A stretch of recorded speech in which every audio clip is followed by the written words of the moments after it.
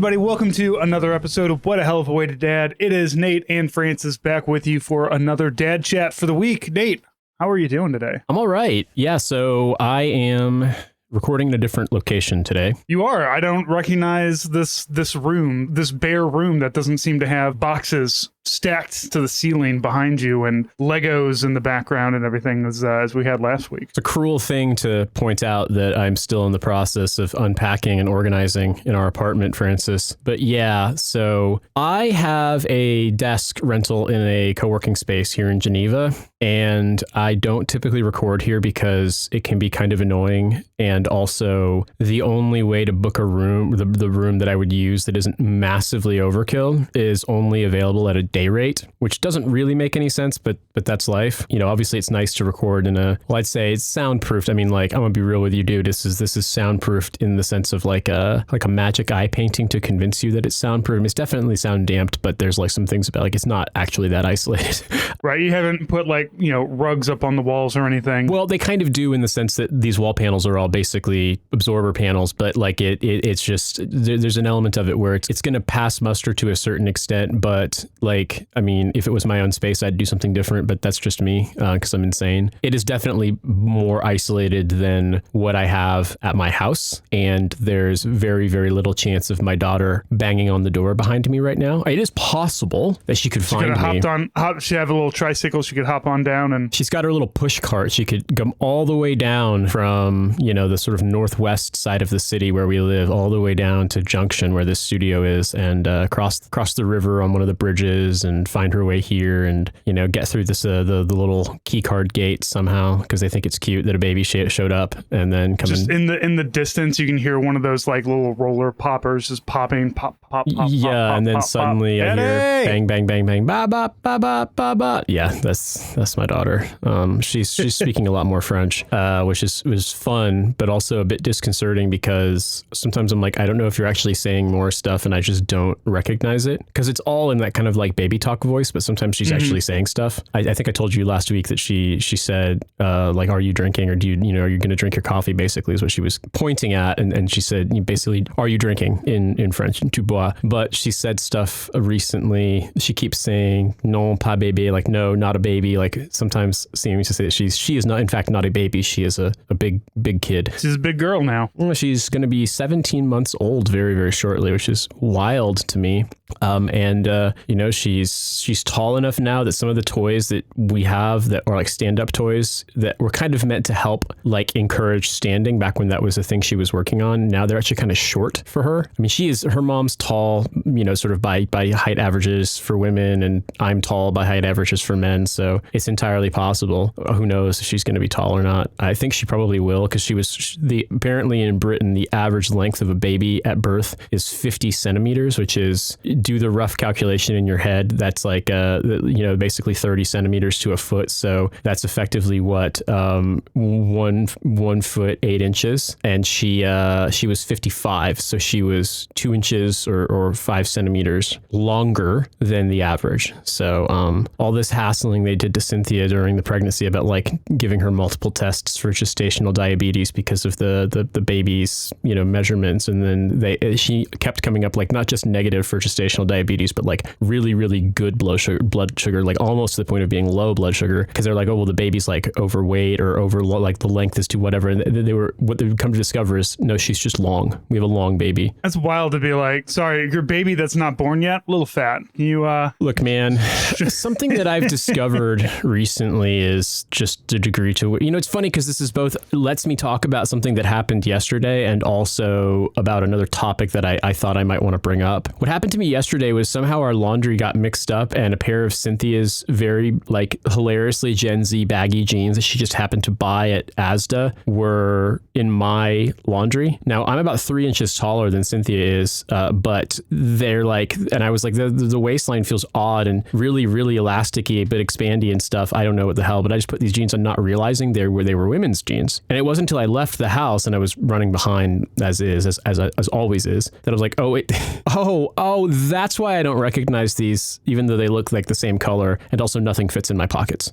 because these pockets are like novelty pockets, like they're like decorative. Fake. They're fake pockets. Yeah. Yeah, and I felt like I experienced gender dysphoria in the sense of being like, this is just a crime that you can't put stuff in your pockets. And like, I don't think, I mean, I have a puffy coat, and like with the puffy coat and everything, like it probably didn't look that out of place. Like if people can clock that I'm obviously not in like my late teens, early 20s from my face and the crow's feet and whatnot, they might be like, damn, old man, definitely trying to dress like the kids, but it didn't necessarily seem mega out of place. But and I wasn't like super self-conscious, but it was just very funny how often I would forget that. I'd get up from the table here at the co-working space, and I'd go downstairs like to go vape outside or to like go get some water, go use the bathroom downstairs. And every single time I tried to put my phone in my pocket, and I just couldn't because it won't fit. It would barely fit in the back pocket. And I was like, wait, is this what women have been experiencing forever? For their entire lives. Yeah, my wife's about 5'8" and I'm 5'11"-ish. And I've noticed a while ago, she bought some shoes. She bought these, I'm actually wearing them right now, these Merrell shoes here, these fantastic dad shoes. I know a lot of dads will go the New Balance route. I'm going to tell you, Merrell is the way to go. They have these slide-on moccasins that are fantastic. My wife bought these, and she's got bunions on her feet, so like shoes are really hard for her to buy, especially online. You know, you can't put them on and wear them around. So she bought these like really nice slide-on boots, and then was just like, yeah, they don't feel good. You can have them. And yet somehow I put my feet in these shoes and they fit perfectly fine. So I don't know if she's got big feet or I got small feet, but it is nice to know that in the event that I want to, become a foot guy, I have a whole lot of other shoes that I can pick from. The downside being my wife is much like me, where she does not wear fancy things. Like she has no heels or anything like that. So I'm not gonna be able to wear heels. Unfortunately, I'm not gonna be able to make my calves look great. But I do have a great pair of boots that normally cost like $120 that she gave me. So it's nice to have, when you're picking a partner, find somebody that you can trade clothes with. Find somebody who's close enough to you that you can put on their pants or their shoes and be okay. I mean, unless you got to put a phone in your pocket, obviously. Yeah, I mean, for me, it's like I have a lot of dress shoes still that I just basically don't wear, and I probably should just donate or like keep a couple that I like. But I used to have a corporate job in Manhattan, and I used to have to go in, and it was smart casual, but there were a lot of events and things I had to go to where I had to be somewhat dressed up, and so I had more dress shoes and so on, and I would buy stuff off of gilt.com, GILT.com back. I don't even know if that's still around. Just a friend of mine worked there as a art director. And so I had seen some of like the crazy deals they had available. And I would, buy things off that. But like, I don't really use that anymore. Like I'm not really a New Balance guy. For me, it's like, I think if I had a brand affiliation, it's probably just Nike, a little bit of Reebok here and there, but like Nike high tops, low tops, whatever. That I typically buy Nike running shoes. I have since I was in the Army. I've got a couple of like some boots that I've just bought over the years. And I've got like a pair of these, they're actually Birkenstock boots. They make these leather boots, and they're actually really, really nice.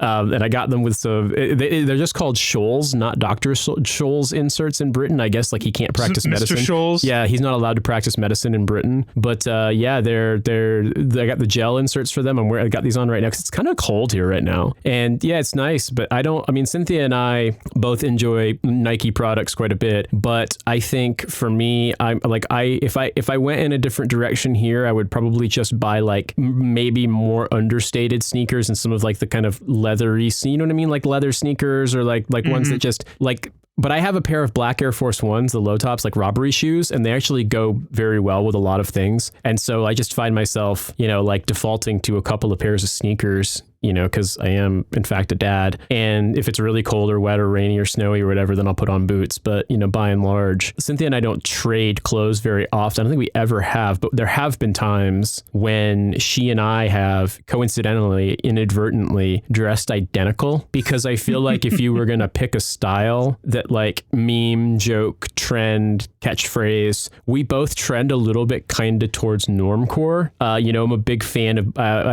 back in the US, guests I would buy stuff from before it was revealed that the man in charge of it was a sex freak, and then also it like went into business. But American Apparel, Uniqlo, Old Navy. I was a big Old Navy head I didn't back really in the like day. Old Navy because I every time I got stuff from Old Navy in like middle school, it was just kind of shit quality. I remember having a pair of gloves from Old Navy that were like, they had some kind of a liner that was completely impermeable, and so you would sweat and they'd get wet and they would never dry, like that kind of a thing. And so I don't know if they were gloves that were meant to be worn like perfectly standing still, but like I just had bad quality stuff from Old Navy. But I got I used to really like getting, I don't know, even like I don't really buy clothes that often, but to be honest with you, Uniqlo is a pretty big one. I mean, I shop at H&M here because it's easier. Like I think the nearest Uniqlo is in like Annecy or Chambéry on the French side, so it's like a pretty decent trip. But yeah, I find that like for me, I don't know, like I have some dress clothes, I have some formal clothes, I have my sort of like doing a live show for TF, the sort of Berlin uniform of like a lot of black stuff, you know, black hoodies, black sweatshirts, black jeans, boots, etc. That kind of stuff. But I don't really like, I'm not really into dressing up so much. I mean, it's just not really a thing that has ever been a massive fixation. I like being comfortable. I like what Cynthia calls boneless clothes around the house. You know what I mean? Like exercise clothes, that kind of stuff too. But yeah, like I kind of liked the fact that the sort of South London uniform was basically, you know, not quite sweatpants, but like athletic pants, sneakers, and a hoodie or a sweatshirt, because like it's always cold there. And like, that's just what basically everyone wears. So it was perfect. So I've always said, I love South London. I fucking hate the United Kingdom. So the problem is that South London is part of the United Kingdom. But I mean, I have that problem with St. Louis being in Missouri. Yes. And also in the United States. Yeah. Yeah, man, it's weird. We used to do, I don't know if you remember this company called Stitch Fix. I don't know. Yeah. So Stitch Fix was like $20 a month, and every month you'd give them your measurements, your styles, things that you like, and they would send you clothes and shoes to try out. And I do have a lot of like, I have a weird like pant size that's not super hard to find, but usually when you're like, oh, I like these pants, it's hard to find something in a 33-30. Like my waist falls in between the 32 and 34 area, so I have to find these 33-30s. Stitch Fix was always good at, you know, sending me some, and it was great because, you know, the $20 a month you spent would be taken off of whatever you were buying, and then you would send back whatever you didn't want. And that was the only way that I had like nice clothes. Everything else at this point I just buy from Costco, which other than my shoes, because I have bought Costco shoes before and they fucked my feet up pretty bad, because, you know, it turns out when you buy $17 shoes, you're not exactly getting something that's really high quality. So Merrell is my thing for shoes, and I've always been with them because of running shoes. They're the only company that makes minimalist trail runners that are meant for running on the balls of your feet. I think I might have some Merrell trail shoes actually, some Gore-Tex trail shoes, because I have to look. I don't have them obviously in front of me, but you know, because of the weather and like my cycle commute in London was so much longer than my commute here, and it rains a lot there, so I had to have. I wound up getting basically some Gore-Tex shoes. The first time I had to ride home in a really bad rainstorm in winter, and I didn't have the right shoes. I could tell about halfway, I'm like, this is actually like genuinely dangerous. I really need to get home and immediately take a hot bath, because this is like, I recognize this from army stuff. This is bad. And in the bath, I got on my phone and ordered some Gore-Tex shoes, which weren't that easy to find. And I'm pretty sure they were Merrell's that I got. But yeah, like a lot of friends like them. I mean, people, you know, you see the kind of like people over 30 shoes, like stuff like Tom's, and yeah, New Balance is a big one. What is it? Allbirds, Hoka, stuff like that. I don't know if, I'm pretty sure those brands are also all in the United States, but I realized that like going on a decade of living abroad, like there are some trends. I mean, like for example, the Stanley and what's it called? Yeti, fucking the cups, the thermoses, that stuff. Those did kind of break through a little bit in the UK to some extent. I think a bigger one has been like the kind of like luxury Stanley, I think, toolboxes. All right. Because this is the thing, I haven't seen this in America, but I wasn't really paying attention. I have noticed it here in the UK too. Something that you see from pretty much all tool manufacturers here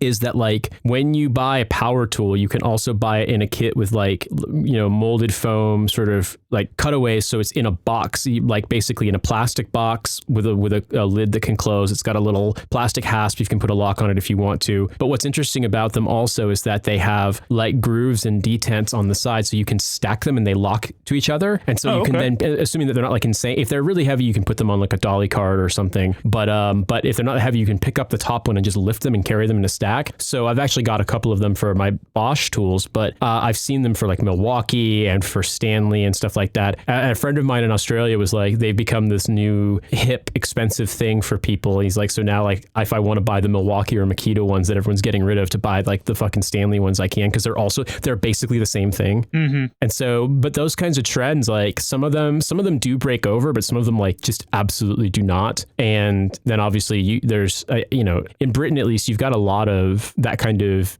direct sales, internet marketing, mail order stuff, things online. But it's a smaller country, and like, I mean, I'm Mr. Britain hater, but they do e-commerce really well there. I've talked about this a lot on the show. I think e-commerce and like the fulfillment, delivery, et cetera, like they actually are very good at it. And so you'll see some brands and stuff that become pretty popular there that like, I don't know, everywhere else it feels like American stuff just dominates. And yet like, yeah, some British, there are some British success stories. Of course, they're probably going to be financed by like fucking Mark Andreessen or some shit. But what I guess the point of what I'm saying is some of the stuff you're describing, I recognize, and other things like Costco shoes. I'm sure they sell shoes at Costco in Britain. I don't think I've ever seen them or I've never paid attention. And sure. I do not think there is not a Costco. I do not believe there is Costco in Switzerland. I don't know if there's Costco in France. I kind of doubt it. There might be. If I was going to pick any place where I would expect there would be outside of Britain, it's probably going to be Germany, because Germany is the America of Europe, and I will fucking die on that hill. Culturally, sure. Everything. Germany is the America of Europe, man. It's just like it's just like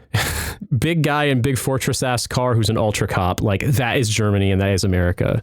Like I'm sorry. It kind of explains politics today a little bit. Also maybe. Well, I mean, yeah, and also the fact that like Germany has like the sort of default government party that's basically right wing by German standards, but let's say centrist to center left by American standards. It's the Christian Democrat Union, but now they're kind of fending off a challenge from like the full on just like neo-Nazi party, the Alternative for Germany, or AfD, and like their politics is basically like, I mean, and I'm not making this up, and this isn't hyperbole. One of the proposals that's more or less bipartisan consensus is like, after trending in the direction of allowing people to get, for example, because getting dual citizenship in Germany was a recent thing. Like when I was a kid and I lived there, you couldn't have it, and they didn't really let people naturalize. So you had 3 odd generations of people, from migrant backgrounds from like Italy or from Turkey, and they'd all lived in Germany their entire lives. Maybe their grandparents had emigrated, and no one was a German citizen because they wouldn't let them be. You had to have like a blood link to Germany. And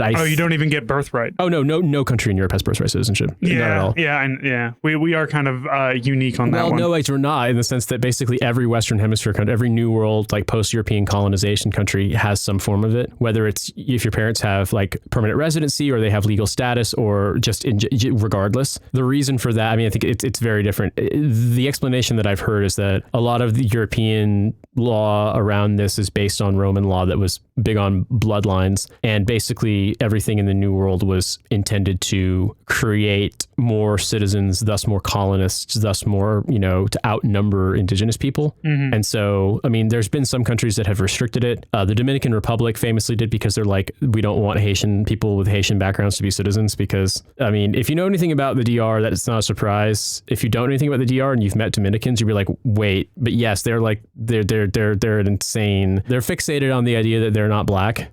And it's a difficult discussion, but what I'm saying is most Dominicans would be perceived, not all, but most Dominicans would be perceived as black in America. But most Dominicans are like, I'm Spanish. Yeah. I feel like, talking to you and talking to Joe, American racism is definitely bad, but holy shit, European racism. Well, also bear in mind that like the Dominican Republic is a former Spanish colony. Like it's in the New World, but like, yeah, it's what I'd say in talking about Germany is that I said that this isn't hyperbole. What I meant to say there was they want to basically do away with some of the new provisions that were done for dual citizenship, in the sense that like Germany and the Netherlands, and there are a couple other countries like this in Europe, basically you can naturalize, but you can't have dual dual citizenship and you have to give up your former citizenship. Now, they had to carve out an exception for this for the EU. So if you're an EU citizen, then you don't have to give up that passport to become a German citizen. They want to do away with that. They also want to, and this is a whole wild subject with Germans. They want to make it so that in order to get permanent residency and also in order to naturalize as a citizen, you have to declare a loyalty oath to support the state of Israel as a Jewish state.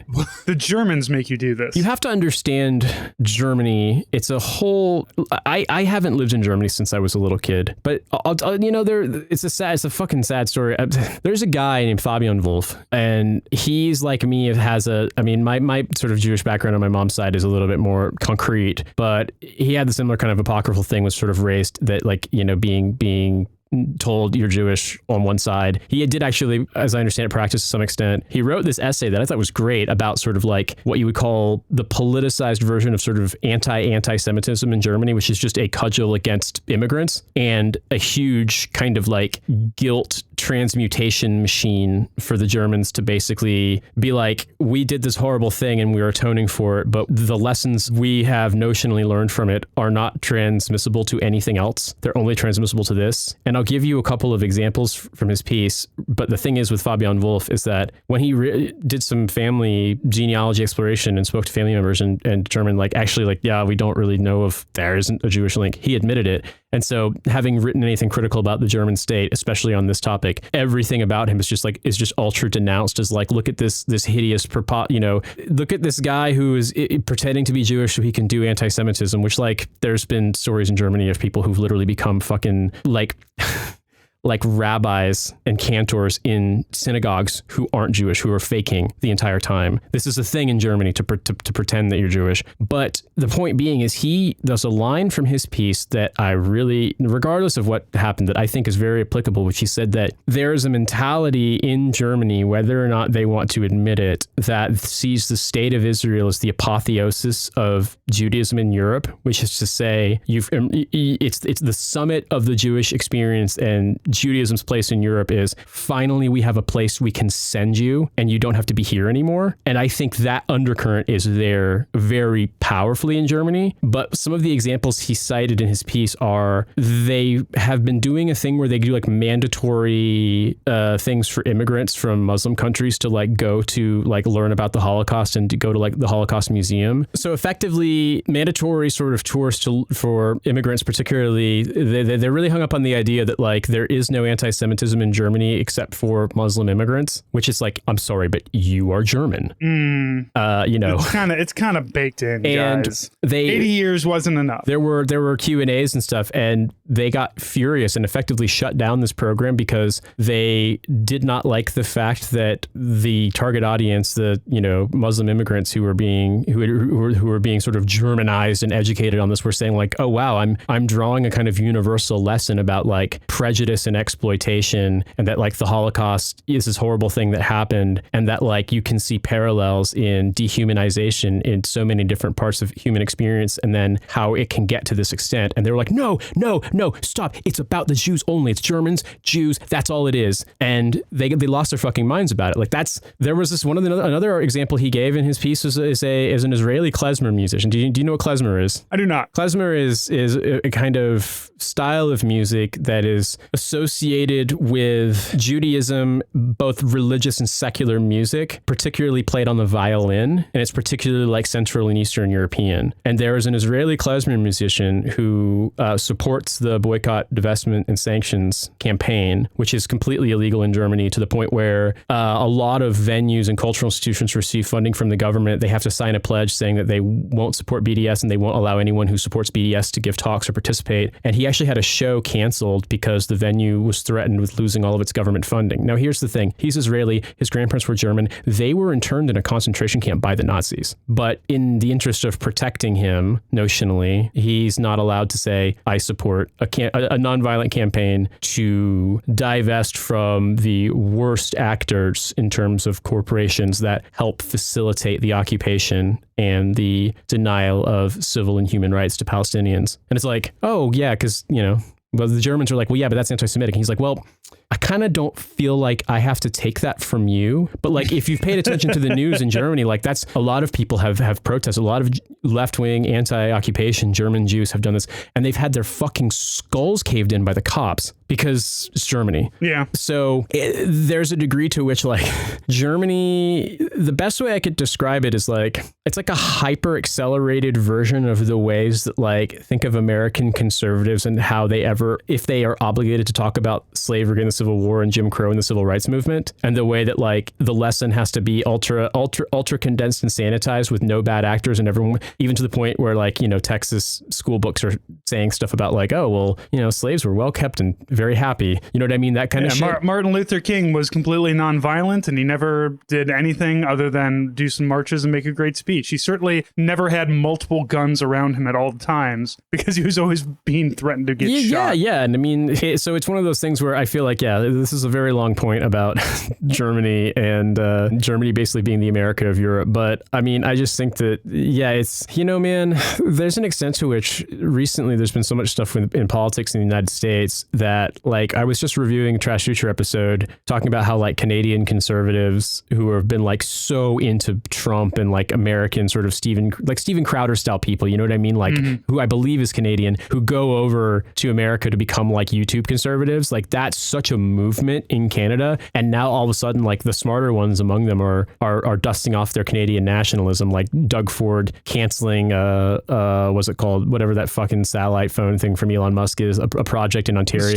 Starlink, and being like, we won't allow Ontario like provincial projects to work with American companies because like Canadians are rightly pissed off at all this stuff, and you know, Canadians are booing the national anthem, the U.S. national anthem. Albertans, which is wild because Alberta is like the closest to a province in Canada that actually wants to be America, but it wants to be part of like Texas. It's an oversimplification, but what I'm saying is, I'm wondering if maybe some of there's the sheer kind of vulgarity and belligerence of the U.S. government is going to kind of change the way that a lot of like kind of status quo in European politics. But like segueing out of it, all I can say, man, is just, it's so weird seeing this from afar. Like because like I understand a lot of the dumb shit at work, you know, like the stupid things they're doing. But I actually, I don't really talk to very many Americans besides you guys and my wife. And that's it. You know what I mean? Yeah. Like I don't hear. We're the only good ones to listen to anyway. Well, I mean, I definitely think I should listen to my wife more. I mean, I do listen to her in terms of often plagiarizing her attitudes. I'm including your wife in all of this. But let's be fair. You and Cynthia lived in a lot of different countries. So, you know, are you really? I mean, I lived abroad because my dad was in the U.S. Army. I know she lived in Switzerland for a while, but also she lived in Rhode Island, which I don't consider a state. She lived in Switzerland for 2 years as doing a postdoc. Other than that, she only ever lived in America. And most of the time she lived in either Rhode Island, a little bit of time in Wisconsin, and then New York with me. But yeah, she lived in Wisconsin, man. She lived in fucking La Crosse, Wisconsin. She lived through Wisconsin winters in I've visited La Crosse more than anybody should, because you have to fly into La Crosse to get to Fort, God, what's the name of the base up there? I don't know, man. I thank God I was never in the National Guard. McCoy. Active duty or bust, you know what I mean? Just sorry. Fort McCoy is the only place that I spent 2 weeks and we had cold weather and hot weather injuries within 2 weeks. Oh, that sounds like Korea, but I understand entirely. Yeah, I've lived in a bunch of countries, but mostly because of the military. I mean, aside from once I got out, and you know, I 4 years in the U.S. after I got out of the military, and then I moved abroad, and I haven't moved back. So that's it'll be 2025, so it'll be 7 years in August that I left the U.S. Yeah. So you know, I have to check myself sometimes about, you know, sort of like pronouncing about American things, because like I don't know. Yeah. I say, Nate, let's switch topics a little bit. Let's talk about kid media. I know we've talked about how you are watching Bluey with your daughter, but I'm wondering, have you started watching full movies with her yet? No, not really. Is she really there yet? No, and to be honest with you, I know that like there's just going to be so many other opportunities for screens to get involved, so I haven't really been doing that. We've been doing a lot. I mean, like, I'm gonna be honest, there's a lot of reading books, a lot of reading the same screens are not really great at this age. Over and over again. The one thing that we have done that we will watch together, besides periodically watching Bluey, and I mean, she and her mom watch Bluey sometimes, but they don't really, I'm honestly like, we don't really watch much screen stuff with her at all. And she doesn't really seem, I mean, if anything, if she has the phone, she doesn't want to watch stuff so much as she wants to take pictures or take videos that are just the most insane, disjointed thing you've ever seen, or change my background. She has changed my background numerous times to photos of her that she's like just mashed every available button until it's like a weird sort of like isolated photo of her with like a huge color tint. She changed my background to the trans pride flag at one point, which is very funny, but I was just sort of like, I thought it was the bisexual pride flag. And I was like, well, you know, I appreciate that. But I was like, oh, it's a trans flag. And one of my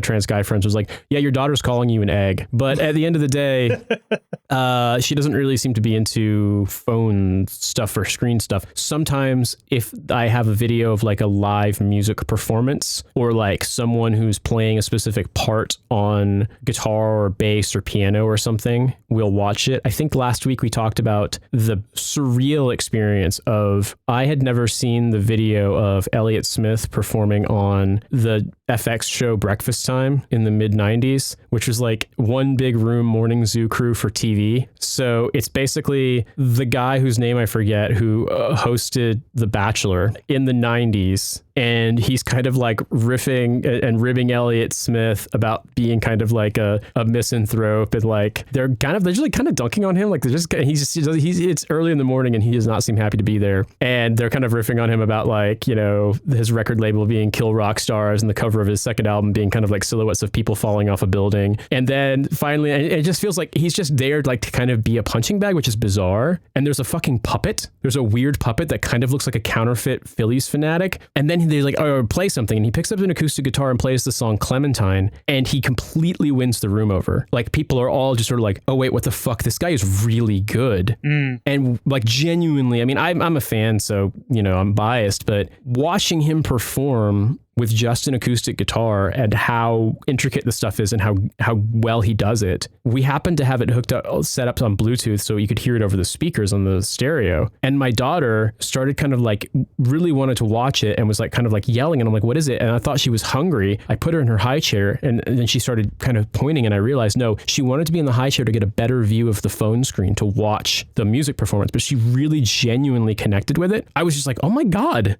I mean, she likes music. I know that, but I've never seen her connect with something that strongly. Right. And that's been really cool. So I've been trying to show more music where it's like people, even if it's just someone doing a cover of a part, show people playing instruments. And that's basically it. Other than that, dude, for Kid Media, we just read books. But no, I'll send you the link, man.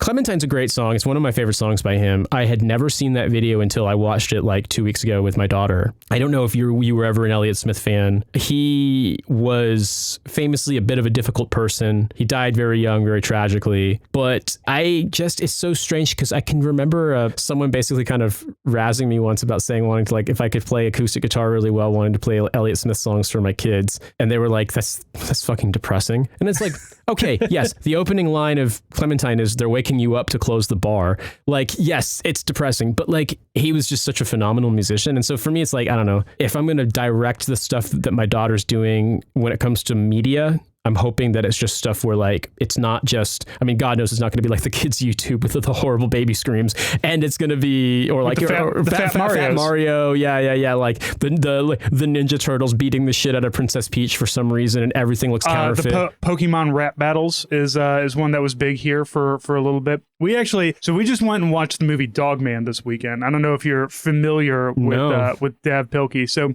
Dav Pilkey, you're a little bit younger than me, but I think you and I were like both, a year, I think. Yeah. Yeah. So you and I are both too old for when Dav Pilkey really hit the bookshelves in 1997 with Captain Underpants. Oh, Captain Underpants. I am, yeah, because I remember both younger siblings of friends of mine in school, and then also like some stuff on the news because like people were like, "Is Captain Underpants too like gross or rude for kids?" You know, the kind of like American Moral Panic stuff. Yeah. I when my daughter first started to get into Captain Underpants, I knew nothing about it, and my wife was like, I think I've heard things that people are like, that it's not great. But like one of those, like I kind of heard on a peripheral and I looked it up and it was mostly religious groups mad that there's a lot of butt and fart. Well, yeah, jokes, I was going to say, I remember them being like really mad that he uses the word fart. And it's like, well, I'm sorry. Like, yeah, okay, it's not polite, but also like, have you ever been around kids? It's comic written by by like the two characters inside George and Harold are both fifth graders who write this comic. So it's a comic inside of a comic for Captain Underpants. I see. Yeah, who is, if you are unaware, Captain Underpants is their mean principal who, I can't remember how they do it, but every time they snap their fingers, he turns into Captain Underpants, which is a man who is just wearing tighty whities and a cape. And a cape, yeah. Yeah. So Dogman is another series. Dogman, I struggle to think about if this is propaganda or not, because it does revolve around a cop, but within the first like 10 minutes of the movie and in the first couple pages of the book, they kill the cop. Like the cop is always running around with his dog. They get into a explosion of some kind, and the doctors are like, look, the human head is no good and the dog body is no good, so we're gonna sew the dog head onto the human body and create Dogman, who is a super cop. We're fucking making the Anubis. Exactly. We're making the cop Anubis. America can only have an Anubis and similar ancient Egyptian mythological creatures as long as they're cops. Exactly. What is Ra but the sun cop? So he turns into a cop, but the thing that surprised me about Dogman, and look, it's not very plot heavy. It apparently covers You're kidding. movie. Yeah, the movie covers the first 7 books of Dogman. Because once again, if you've read Captain Underpants, there's not a whole lot of story that goes into it. Dogman is another cartoon created by Harold and George. So once again, it's very... I see, yeah. Yeah, so it's another comic within a comic. But Dogman, once he gets blown up and turned into Dogman, he goes home. He finds out that his girlfriend has left him because he's turned into a Dogman and sold the house from out from underneath him. And throughout the entire movie, you have Dogman who's chasing Petey the cat, who is the main bad guy, but also this crushing loneliness that Dogman has to suffer anytime that he's not on the job. He goes home and is depressed and is howling in his depression and falling asleep. He's got PTS, dog. He does. It's not that. He is alone. He used to have this nice family. He always gets to see the family of his owner and the girlfriend and him as the dog, and now he doesn't have that. On the converse side, you've got Petey the cat, who is struggling with abandonment issues because he at one point he's like, the only person that I can trust is myself. So I'm going to create a clone of myself. But the clone that he creates is a kid. So it's not an adult Petey the cat, it's little Petey. And little Petey is basically good at heart and he's very helpful and friendly. And Petey the cat tries to abandon him as well. And little Petey, he goes out. There's a scene where Petey is on the street with a box that says free cat and little Petey is inside of it. And he's just trying to give this cat away. And it's very funny because everybody keeps coming up and asking how much the cat costs. And he's like, it's free. What it's on the thing. So he's trying to abandon his younger cat. And then the cat comes, little Petey comes back and big Petey is thrown off. And little Petey's like, I know what I need to do. I need to bring your father back so that you can deal with your abandonment issues. So he brings old Petey back. And old Petey is still a huge asshole who is incredibly mean and in the end steals everything from his super hideout and makes off into the night. So regular Petey is struggling with this. I have been abandoned by my father now twice to a point where my father has stolen everything from me. And yet my child is looking at me like, yeah, that sucks for you, but that's not what you're going to do to me, right? And he has to have this like, I am seeing what an example of a bad father is. So I need to be a good father to this kid. And at the time, Dogman is also friends with little Petey. So you've got a lot of trauma bonding going on between Dogman, who is struggling with loneliness and finding this small cat that he can bond with, while at the same time, Petey is doing the same thing and struggling with abandonment issues. All this time that this is happening, there are also giant buildings that are coming to life because there's a factory that makes life gas that turns things to life, because why wouldn't it? So in between all of this struggling with the emotional baggage that comes with, having to have massive changes to your life, having to deal with abandonment, and it all kind of wraps itself up in the end. But in a 90-minute movie about a man who's been turned into a dog man, I was surprised at the amount of actual like trauma that they put forth in it and don't flinch away from. So I guess I watched a lot of like kid media that was very, it doesn't want to rock the boat, it doesn't want to make you feel too many feels. And in this one, it's just like, yeah, it's kind of silly, but also everybody's very sad. And there's reasons why they're sad and there's reasons that you can understand why they're sad. And maybe you as a kid also feel these things. Maybe you had some big change where things happened, or maybe you had to face abandonment, and it's okay because thing is, we keep moving forward and we find the people who can help fill these holes in our lives, all while a giant building-sized vacuum cleaner chases Dogman down the street. What's interesting to me about this is the first thing I thought of, I mean, there's the obvious joke about sort of like, you know, Puss in Boots from the Shrek films, and also good movies. I guess the Anubis are going to do a film about mental health. But there's two things this reminded me of, and they're going to seem really, really abstracted and definitely not related. But do you know anything about John le Carré books? The name sounds familiar. Like, he wrote Tinker Tailor Soldier Spy, the George Smiley books. He wrote The Constant Gardener. He wrote a lot of films a lot of books that got made into films. And his most autobiographical book is called A Perfect Spy. And it's basically about a guy who we're not sure whether or not he's been turned by the KGB, but he's a spy working for the British intelligence services. But his entire life has been in the shadow of his father, who's a sort of like real life version of a Wes Anderson style scam artist in like the 1920s and 30s, just going around scamming people all across Europe and like constantly getting caught, constantly running out, and like all of these like capers that he forces his son to be along in, and like the times where like his son, like he doesn't pay his son's boarding school bills, all these things. Like, he's just a huge piece of shit. But like the level of dissembling and faking and lying and manipulating that he learned from watching his dad is what allows him to be a good spy. But like, he hates this about himself. It's a great book with one critical flaw, is that only in character can John le Carré ever bring himself to say England fucking sucks. But then as a person, he's like, actually, no, England's great. And it's like, but everything about your book is just like, England is horrible and English people are horrible. English culture is an abomination. The other thing that it reminded me of, this is so dumb, is there was a guy who used to do these fake Netflix preview screens and share them on social media, on Tumblr, I think. And they were really funny. I mean, they're just really, sometimes like very, very out there and dark. And one of them was called Switcheroo. And it's like, you know, a 13-year-old finally gets their wish to be an adult and switches bodies with their parents. And then the trauma of this experience causes them to take their own life. A harrowing story about the loss of a child. And it's just like, fuck, that's kind of what this sounds like. And I remember the film being called Switcheroo just makes it even worse.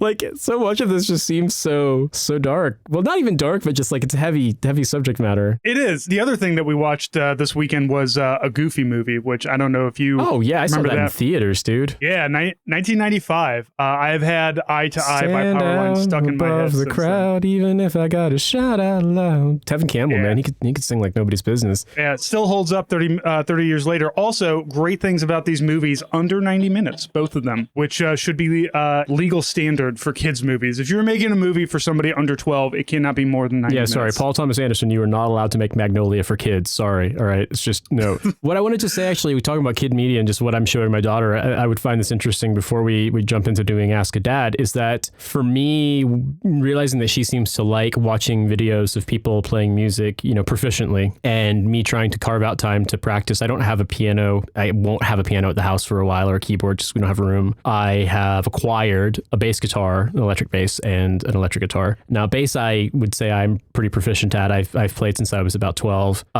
Electric guitar, I'm not particularly good at, but I know how to. I took lessons at one point. I've played it a bit. I've kind of been like a shitty rhythm guitarist in bands before. And I think with playing piano all these years, like some stuff's easier because I kind of like know more about music now. But while practicing and trying to learn parts, when I see like a video of someone, you know, just really like knocking it out of the park playing music, I will sometimes see if my daughter wants to watch it. And she often does, and seems often quite like fascinated by it. And what I've been making her listen to recently, offering is videos of people playing the isolated bass guitar parts. And this might sound odd to people who are uninitiated, but from a couple of songs by the band Duran Duran off their album Rio, because John Taylor is a phenomenal bass guitarist, genuinely phenomenal bass guitarist. And when you go in and listen to particularly Rio, but a couple of other songs, I think Last Chance on the Stairway is another one that's really good. You're just sort of like, wait, this dude was like 22 and in like the band with like makeup and beautiful hair. They're all very good musicians. They're like all quite excellent musicians, frankly. And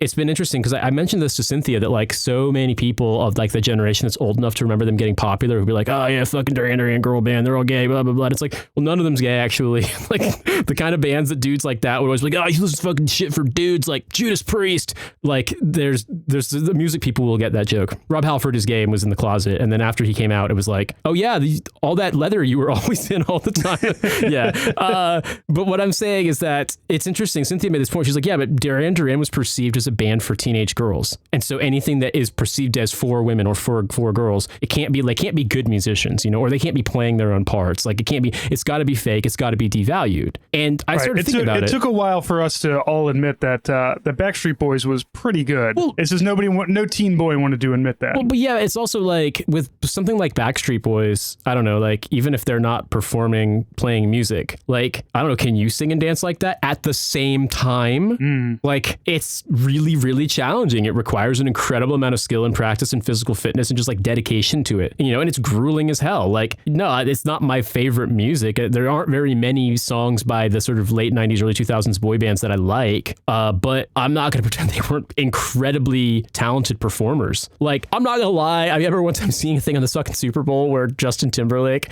was like, they were in like a band and Justin Timberlake was playing keyboards, and there was a quick accidental shot where a cameraman cut behind him and showed him playing the piano, and he wasn't playing the piano at all. He was just moving his hands. So I don't know if he could actually play the piano. Maybe he can. I don't know. That was very funny. I remember that. But yeah, man, like I feel as though this stuff it just gets devalued. And the funny thing is that I just know a little bit about the band history. The reason why the teen thing happened was that like music press didn't really take them seriously, but the teen press did. So they just like made time to answer fan letters and do any interview they were requested by like the teen magazines. And that's how like they publicized themselves. And it's like, well, I mean, sorry. Go where your audience is. Yeah, exactly. It's like, I got, you know, like Asher Stoner metalhead fucking like, you know, bitchin' guitar solo magazine didn't want to interview you. So it's like, yeah, so Tiger Beat did fucking whatever, man. I mean, like if Tiger Beat decided they wanted to interview podcasters and be like, we love these dad podcasters because like they're, you know, we want to hear about guys who are like have dialed down toxic masculinity by like 10%, and as a result they seem like fucking exemplars. Like then they'll be like, I'll be like, yeah, y'all can profile me all you want. I will happily do interviews, whatever. Come listen to our podcast, which usually half of every episode is about us talking or you talking in French and me struggling through Spanish. Yeah. So Nate, let's do our Ask a Dad question. This one I'm going to tailor a little bit for you. The original question is, what regional chain, restaurant, grocery store do you think needs to expand nationwide? But you being in Switzerland, what is something from America that you do miss, that you wish that you could get? Like, I'm sure you got a McDonald's out there, right? Yeah. You can probably get a McDonald's or a Subway, but what like American fare are you missing there? What's a restaurant you want to go to? We want to go to a Chili's, maybe an Applebee's. I mean, Applebee's had those the rosemary fries that are really good. Yeah, I kind of miss that. I don't know. I think for me, so McDonald's is here and it's good. McDonald's is always better outside of America than in. It is. Yeah. Subway is here and it's bad because Subway's always bad everywhere. It's bad in America, Subway, and it's bad in Europe, and it's bad in Britain, and it smells the same in every Subway store everywhere on the planet. Papa John's, for example, is in Britain and smells just like Papa John's in America, and it's bad. I think, what do I miss? So nostalgia for the Midwest answer, but I wouldn't actually go there very often. White Castle. Fair. Yes. White Castle is a unique flavor that you cannot find anywhere else. And actual practical thing, but it's lame and boring. New York was ahead of the curve on annoyingly expensive, but also very, very good fast casual salad restaurants like Sweet Green and Chopped. And those don't really exist. I mean, there's a kind of sorta imitator that's okay in London that's relatively recent, but like that sort of a thing just isn't available. And like I am the warrior god king of grim sandwich lunches if I don't pack a lunch, but to be honest with you, sometimes just having a salad that's actually good, it's just like, yeah, it's annoying to pay like back in 2018, pay like $20 for a salad, but like every lunch in Midtown's going to cost you fucking $20. So you know what? I'll have a good one. I'll have a salad that's actually good. But then you walk in line and it looks like the difference between the clientele and the people working behind the counter looks like you're in fucking apartheid South Africa, and then you feel a little bit bad about it. But it's like, and that's not, I'm not trying to be rude there. In New York, you will see this phenomenon where sometimes you're like, oh Jesus, every single person in this store who has the money to spend this, you know, for like a $15 lunch isn't like a huge, you know, isn't an hour's labor by minimum wage standards, is white, and every single person behind the counter is working for $15 an hour, or at the time less, and is not white. And it's like, Fucking love America. We used to have a place called Sweet Tomatoes. That sounds familiar. Like, look, Americans love a buffet. Yeah. Sweet Tomatoes, at least, like, you bought your buffet ticket, and the first thing you did was walk by a giant salad bar. Like, the whole thing was that you build a salad, and then we have other things. There's soup. There's little flatbreads and everything. I am a person who I would eat more salads if they did not require so much time to assemble. Like, the work that I have to put into making a good salad versus like the payoff of it just never really works out for me. However, a salad bar, if you've got it all laid out for me, I'm there. If I can just go and grab whatever I need, I'll build a salad and I'll eat that all day. One thing that I would say is that some things are way easier than others. And so like a friend of mine recommended this. I think we talked about it once on Cooking Chat, that like slicing and roasting potatoes and then roasting something like chicken breast, but just in enough bulk that it's not so much it's going to go bad before you finish with it, but enough that like a couple of days worth of meals are in there. And then some of the prep work is doing it in one shot, like peeling and chopping carrots and, you know, slicing up tomatoes and slicing up if you use onions or olives or whatever kind of fixings, and just having them but keeping them separate so they don't like get slimy. And then you know, it's really nice because you can make rice and you can throw some of this on and some sauce on there. You got basically a rice bowl. You can do it with a salad. You got a salad. Like, but I agree with you. Salads are great, but yeah, like the prep work involved and then your payoff is a cold meal. It can be a challenge sometimes, especially in winter. A cold meal with some leaves. Yeah. I want to build my own salad. I have no problem somebody else, you know, buying a sandwich that somebody else made, but a salad that's like a pre-made salad, just, I don't know. The dressing isn't going to be exactly what I want. I know you can get dressed on the side, but sometimes there's shit in there that I don't want. It's just easier if you give me a big bar full of ice and fixings and just let me pile on whatever I want. I'll pay $10 for that. Yeah. You know, But Jeff, definitely don't pick out any of the shrimp and put them on your salad, because I remember the 1999 film Go and the story about the salad bar shrimp or the buffet shrimp, and you just don't want them because if you do, whatever it is they're kept fresh with will Montezuma's revenge that ass, and you don't want that. I live in Missouri. There are not shrimp that live anywhere near me. Maybe there's like some shrimp in the river. We don't eat those shrimp though. Yeah. I don't like seafood in general. I have yet to really find a seafood that I enjoy. All seafood tastes the same to me. It tastes fishy. Yeah, funny how that works. Yeah, that's right. I don't like the fishy taste. Crab tastes crabby. I don't like that either. So I'll have a crab rangoon, but usually that's fake crab anyway. My dog's breath smells like dog food. Yeah. I would say for me, I like some seafood, but like not enough that I buy it on a regular basis. But you know, salmon, fucking tuna, trout, whatever, they're all good. I like fish, but I'm not so into fish that I'm like, hell yeah, dude, I can't wait till like, you know, they're like the fucking X genre of fish goes on sale so I can buy it. I can just get wild fishy in this place. Also, in my current situation, because of being winter and the windows closed, when you cook, like leaves the smell of whatever you cooked in the house, at least for a day after. And I'll be real with you, house smelling like fish, not my thing. I'm not Catholic, sorry. No. I will say, for you Americans out there, Aldi has tuna steaks that are for you really Americans cheap. out there. Do you know where Aldi is from, Francis? It's a German chain. It's everywhere in Europe. Oh, that's right, isn't it? Yeah, they get to sit down, don't they? Same with Lidl. Yeah. Like so I said, because Germany is the America of Europe. Now America is being colonized by German grocery stores. Well, good. It's a great grocery store. I love Aldi. They have things at Aldi that you're not going to find anywhere else, but they do have these great little tuna steaks that my wife and I have found we can make our own poke bowls with. You just I have sriracha mayo made up, so we always have sriracha mayo on hand, and little rice, little seaweed, little tuna steak on top of it. It's pretty good. I was just thinking about that like extremely NPR core early 2000s book about reading Lolita in Tehran, and it's like the alternate version of that book that didn't get published is eating poke in Missouri.